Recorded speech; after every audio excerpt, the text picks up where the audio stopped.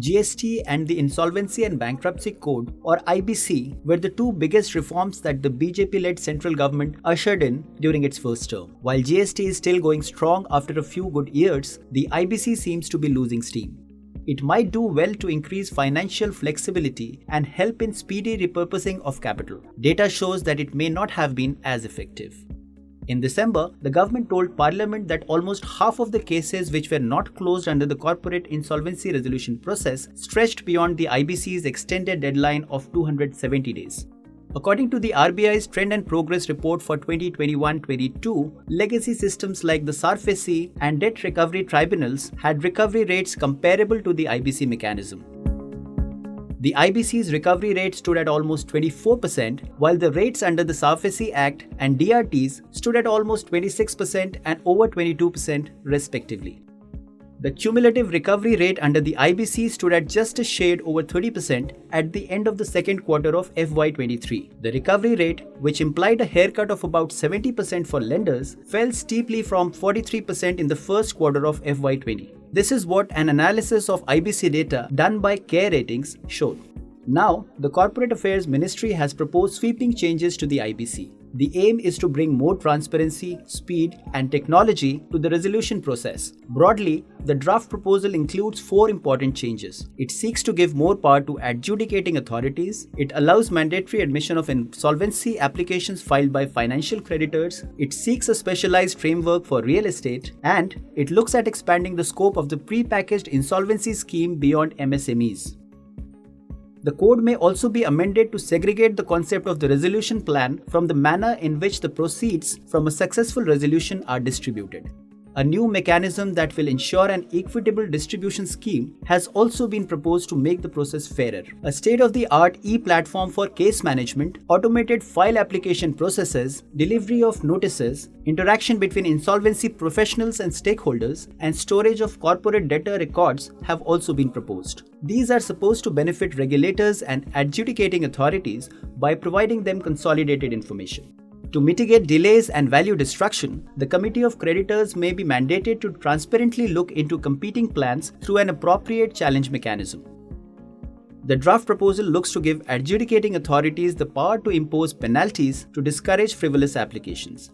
The code may also be amended so that adjudicating authorities can bar a promoter who has committed repeated or substantial contraventions from being a resolution applicant. Another proposal is to boost the Insolvency and Bankruptcy Board of India's power to issue a show cause notice without investigation or inspection, in case sufficient material is available on record. Overall, will the proposed IBC overhaul make insolvency resolution more efficient and effective? On whether it will result in better recovery rates, I think that's a function of what's the value of the underlying asset that is coming into the resolution mode. But to the extent they have proposed several measures to get a better outcome, I believe it will increase the recovery rates. On segregation of resolution and distribution, I think in several cases the NCLTs were anyway trying to achieve that. There are cases where disputes between creditors were pending.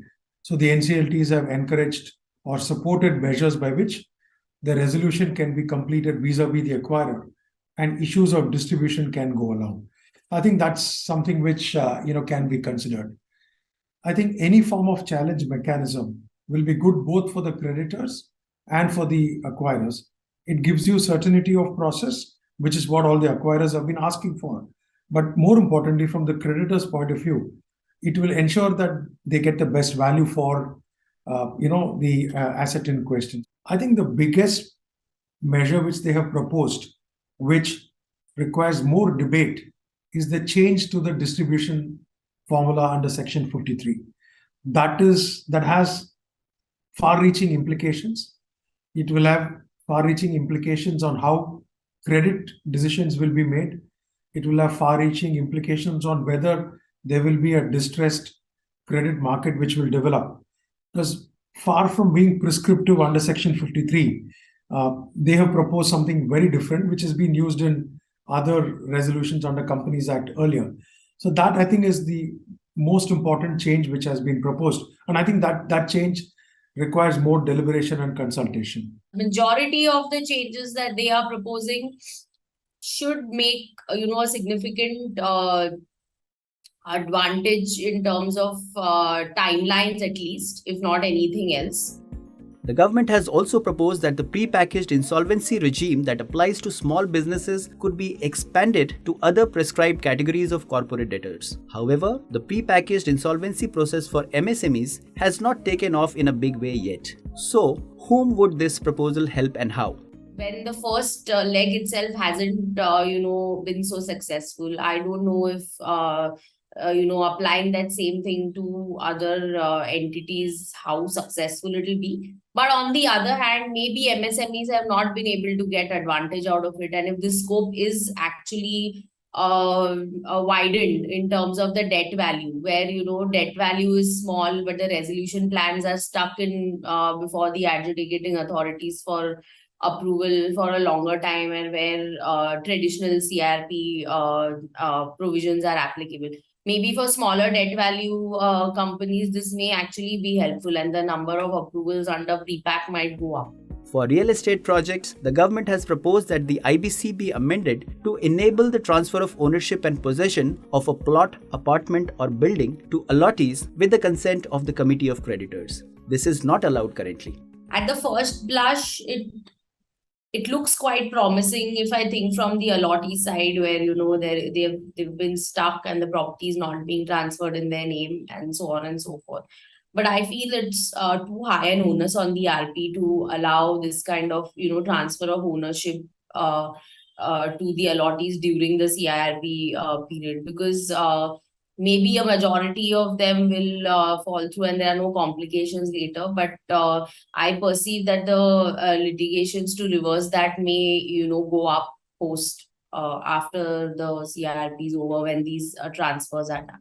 While the proposed changes are by and large viewed positively by experts, ensuring that the IBC returns to time-bound performance will also require a solution to the understaffing of the NCLT by the government. The government must invest in its own major reform so that it can perform up to expectations. If you like this video, share it and subscribe to Business Standard. For more news, views and insights, log on to www.business-standard.com. Do also follow us on YouTube, Twitter, Facebook, Instagram, Telegram and LinkedIn.